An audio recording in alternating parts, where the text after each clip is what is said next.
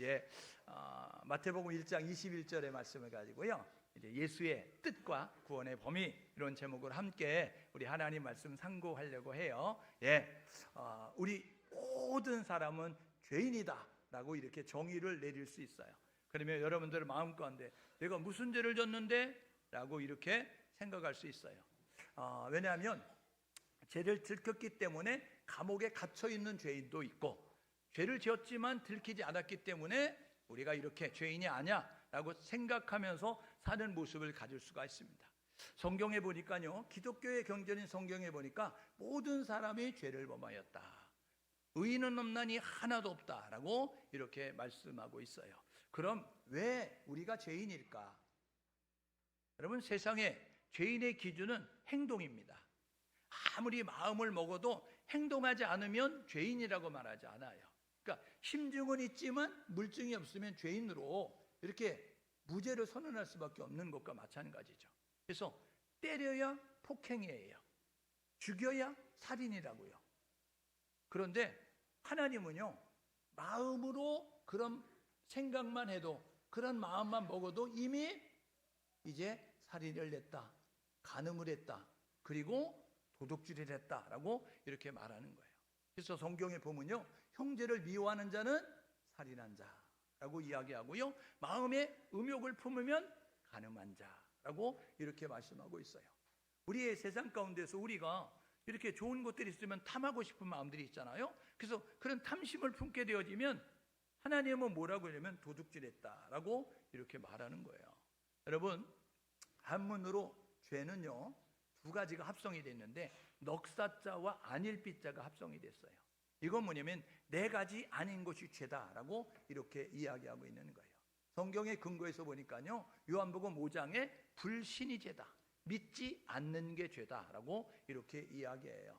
그런가 하면요, 여러분, 이제 그 요한일서 3장 4절에 보니까 불법이 죄다, 법을 지키지 않는 것이 죄다라고 이렇게 말하고요. 그런가 하면 이제 의롭지 못한 것이 죄다, 그리고 선을 행하지 않는 것이 죄다라고 이렇게 말하고 있죠. 그러니까 우리가 법을 잘 지킨다고 생각하지만 우리가 신호를 위반할 때도 있고, 그리고 우리가 과속을 할 때도 있고, 그렇잖아요. 그래서 이제 범칙금 통고가 날라오면 어떻게 할까요? 아내 모르게 빨리 내야 되잖아요. 가정의 평화를 위해서. 내면 왜 가속했냐, 왜 신호 위반했냐, 그러니까 저도 그래서 그렇게 낸 적이 있어요.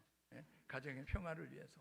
왜냐면 그거 발각이 되면 돈은 돈대로 들어가고, 그냥 또 그냥 쿠사리는 쿠사제를 먹고, 그러니까 그러느니 차라리 마음 편히 이제 내고 말자, 이제 그 무덤에 갈 때까지 절대로 말하지 말고 그렇게 가자라고 생각할 때가 너무나 많거든요. 근데 우리가 그런 모습을 갖는 거죠.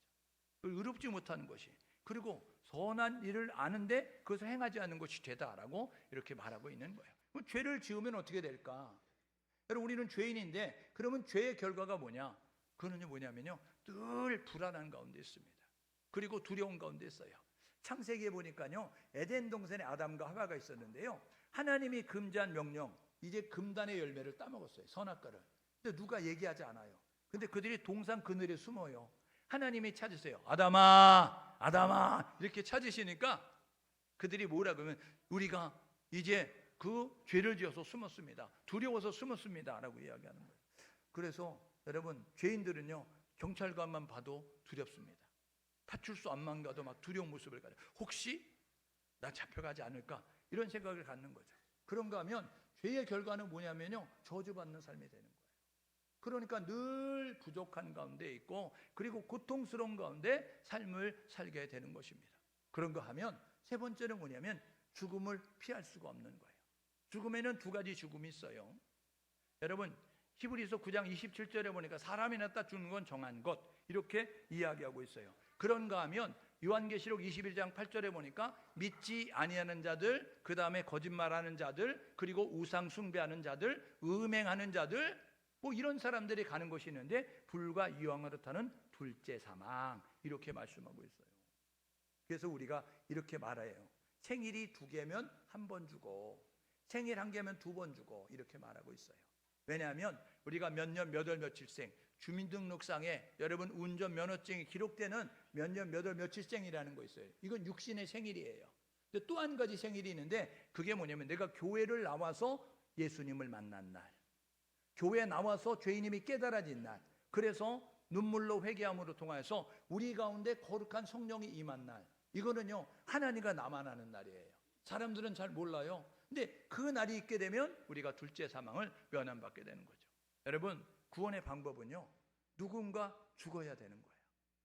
누군가 대신해서 죽어야 되는데 히브리서 9장 22절에 보니까 뭐라고 하면 피 흘림이 없으면 사함이 없다. 생명이 누군가 들여지지 않으면 사함이 없다라고 이야기하는 거예요. 그런데 에베소서 1장 7절에 보니까 뭐라고 이야기하면 우리는 그의 피로 죄사함을 받았다. 그가 누구냐면 예수 그리스도예요. 그분이 피로 말미암아 우리가 죄사함을 받아서 이제 우리가 죄가 깨끗이 해결되는 모습을 갖게 됐다라고 말씀하고 있는 거예요. 구원자의 자격은 세 가지예요. 진짜 신이어야 돼요. 참 신이어야 돼요. 두 번째는 참 인간이어야 돼요. 그리고 죄가 없어야 돼요. 그런데 여러분, 세상에 많은 종교가 있죠. 그 많은 종교에 여러분 교조들이 있습니다. 석가는 신이 아니에요. 여러분, 마음에 쓴 신이 아니에요. 그런데 우리가 믿는 이 기독교의 그 하나님, 그 예수님은 스스로 계신 그분은 여러분 요한복음 1장 1절에 태초에 영원 전부터 말씀이 계시니라. 이 말씀이 하나님과 함께 하셨으니 이 말씀은 하나님이시다. 이렇게 말씀하고 있어요. 그러면서 요한복음 1장 14절에 보니까 말씀이 육신이 되어 이렇게 이야기하면서 인간의 몸을 입고 이 땅 가운데 오셨어요. 이게 그 성경 빌립보서 2장 5절에 보니까 너희 안에 이 마음을 품어라 이야기하면서 2장 6절에 그는 근본 하나님의 본체신데 자기를 비워 종의 형체를 가지고 빌립보서 2장 7절에 이렇게 말해요. 뭐라고 이야기하면 사람의 모양으로 나타나셨다. 그러니까 참신인 그분이 참 인간의 모습을 가지고 이 땅 가운데 오셨어요. 그런데 요한일서 3장 이제 우리 말씀의 5절에 보니까 뭐라고 하면 그는 죄가 없다. 히브리서 4장 15절에 보니까 그는 죄가 없다라고 이야기하고 있어요. 여러분, 그래서 이 세 가지 조건, 참신이어야 된다, 참 인간이어야 된다, 죄가 없어야 된다. 이 세 가지 조건을 다 충족하는 분은 예수님밖에 없어요. 그래서 이 세상에서 유일한 구원자는 예수밖에 없는 거예요. 그래서 기독교는요 이렇게 말해요. 뭐라고 하면 예수 이외에 구원이 없다라고 이야기해요. 예수님이 친히 말씀하셨거든요. 뭐라고 말씀하셨느냐? 요한복음 14장 6절에 이렇게 말했습니다. 내가 길이다, 내가 진리다, 내가 생명이다. 나를 통하지 않고는 아버지께로 갈 수 없다라고 말씀하셨어요. 여러분, 오늘 이제 우리가 성탄절이 가까우는 그러한 시간을 만나잖아요. 기쁘다, 구주 오셨네. 우리 찬송도 부르고 이렇게 우리가 현수막에 붙였어요. 여기서 기쁘다, 구주 오셨네. 누가 오셨나? 구원주가 오셨다는 거예요.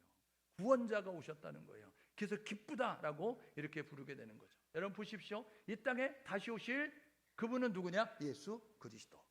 구원자로 오신 그분은 이 땅에 다시 오셔요. 그래서 오신 분을 초림의 주, 첫 번에 오신 예수님, 그리고 다시 오실 예수님을 재림의 주, 이렇게 이야기해요. 구원자로 오셨고 심판주로 오실 것이다 라고 말씀하고 있는 거예요.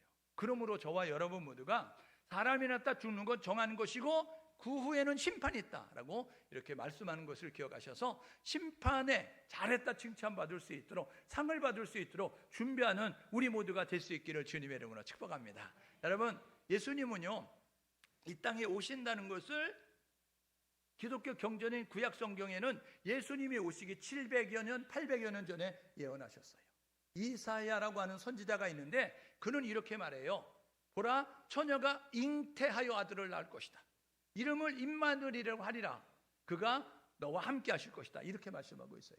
이게 이사야서 7장 14절이거든요. 그런데 그 말씀처럼요 마태복음 1장 28절에 보니까 뭐라고 얘기하면 그 동정녀 탄생을 이야기하고 있어요. 마리아가 성령으로 잉태됐다라고 이렇게 이야기하고 있어요. 예수님이 어디에 태어날까? 미가 선지자가 미가서 5장 2절에 이렇게 말합니다. 유대 베들레헴 에브라다야, 가장 작지 아니하냐? 그런데 구원자가 너에게서 날 것이다. 베들레헴에 예수님이 구원자로 나실 것을 말씀하셨어요. 이게 예수님이 오시기 700여 년 전의 일인데, 그런데 예수님은요 마태복음 2장에 보니까 동방 박사들이 예루살렘에 와가지고 유대인의 왕으로 나시니가 어디 계시냐라고 이야기하면서 예수님이 계시는 베들레헴 말 구유를 찾아가서 그곳에서 경배합니다. 황금과 유향과 모략을 드리면서. 여러분, 이것을 통해서 알 수 있는 것은 이 예수님은 오실 것이다. 그리고 이 장소에 오실 것이다. 그대로 이루어졌어요. 여러분, 예수 이름의 뜻이 뭐죠? 아까 우리가 읽었던 말씀이니까 아들을 낳으리니 이름을 예수라 하라, 이렇게 이야기했잖아요. 예수라 하라, 이것은 뭐냐면요, 이제 구원자라는 거예요. 뭘 구원하실까? 구원은요, 이제 그 두려움과 불안함에서 건져주시겠다는 거예요.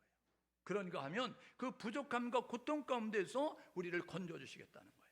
그런가 하면 영원한 죽음에서 건져주시겠다라고 말씀하고 있음을 우리가 보게 되는 것이죠.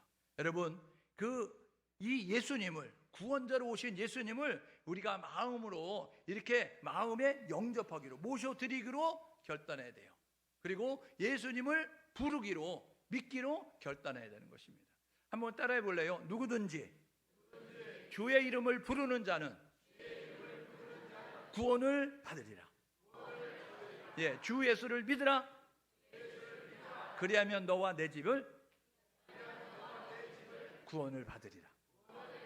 예, 예수를 믿으면, 예수를 부르면 구원받습니다.